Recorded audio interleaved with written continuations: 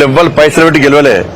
వీళ్ళందరూ నెల రోజుల నుంచి గత 2 సంవత్సరాల నుంచి ఒక్కొక్కరు ఇళ్లలో తిరిగి ప్రజలకు విశ్వాసం కలిగించి ప్రజల ఆశీర్వాదం గెలిచిరు. అందరూ కూడా చెప్పాలి, ముఖ్యమంత్రి గారు చెప్పాలి ఏం సాధించారు. ముఖ్యమంత్రి గారు చెప్పాలి. ఇవాళ చెప్పండి, కన్వీనర్కి ఎన్ని నిధులు ఇచ్చారు మీరు? అలా నిధులు ఇయ్యారా?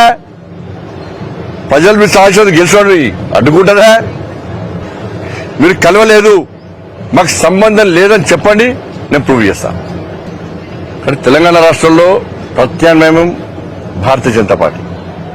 వాళ్ళ రాష్ట్ర పార్టీ రామచంద్ర గారు ఫోన్ చేసి సంజయ్ నీ వెనక నేనున్నా, నువ్వు ముందు పో అని చెప్పి నాకు సపోర్ట్ చేశారు. నాకు మా కిషన్ రెడ్డి గారు క్యాంపుకి వచ్చి ఇదే అగ్రెసివ్గా పో, నీ వెనక నేనున్నా అని చెప్పన్నాడు.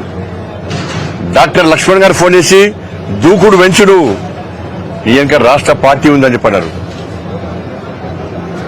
మన నితిన్ నవీన్ గారు ఫోన్ చేసి ప్రజాస్వామ్యబద్ధంగా మన ఎన్నికలు గెలవాలి, ప్రజల తీర్పు కోరండి, మీరు మీకండగా జాతీయ పార్టీ ఉందని చెప్పి మా జాతీయ అధ్యక్షులు నితిన్ నవీన్ గారు ఫోన్ చేసి ఎప్పటికప్పుడు సమాచారం సేకరిస్తూ మాకు విశ్వాసం కల్పిస్తూ మాకు ధైర్యం చెప్తూ మనం ప్రోత్సహించే ప్రయత్నం చేసిన మా జాతీయ అధ్యక్షులు నితిన్ నవీన్ గారు.